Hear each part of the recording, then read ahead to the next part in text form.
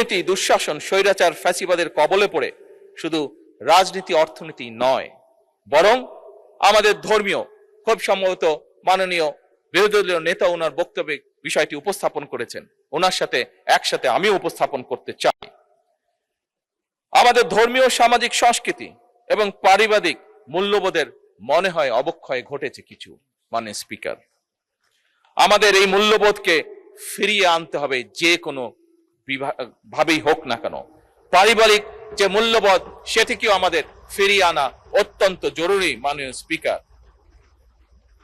Speaker, একটি ছোট্ট ছড়া আমিও ছোটবেলায় পড়েছি, আপনিও পড়েছেন, আমার অধিকাংশ বিরোধী নেতাও পড়েছেন, আমি মনে করি, দৃঢ়ভাবে বিশ্বাস করি অনেক সংসদ সদস্যই পড়েছেন। সেটি ছড়াটি, সকালে উঠি আমি মনে মনে বলি, সারাদিন আমি যেন ভালো হয়ে চলি। মাননীয় স্পিকার, আমাদের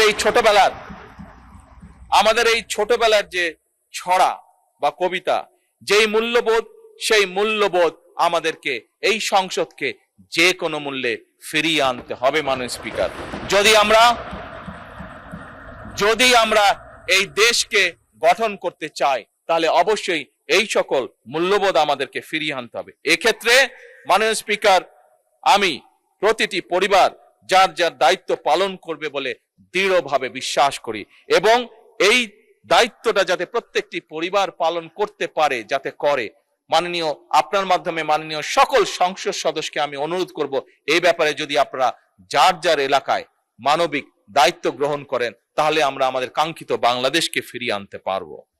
মাননীয় স্পিকার, আপনার মাধ্যমে আমি আরেকটি বিষয় জনগণের দৃষ্টি আকর্ষণ করতে চাই। মাননীয় স্পিকার, আমি জানি না কিভাবে মিলে গেল, মাননীয় বিরোধী দলীয় নেতা তার একটু আগে যে বক্তব্য উপস্থাপন করেছেন, সেখানে উনিও এই বিষয়টি উল্লেখ করেছেন। মাননীয় স্পিকার, আসুন মাননীয় স্পিকার, আপনার মাধ্যমে সকল সংসদ সদস্য আমরা আমাদের জনগণকে উদ্বুদ্ধ করি, আমরা যেন যত্র তত্র ময়লা আবর্জনা না ফেলি।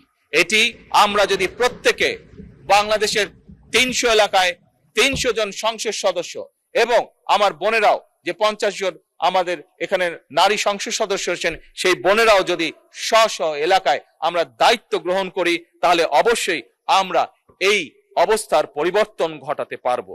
মাননীয় speaker, plastic bag, polythene bag কিংবা বোতল, যেখানে যেটি থাকুক না কেন, সেটি যাতে আমরা মানুষকে সেই সচেতনতা দিতে পারি, সেটি যাতে যেখানে সেখানে ফেলা না হয়।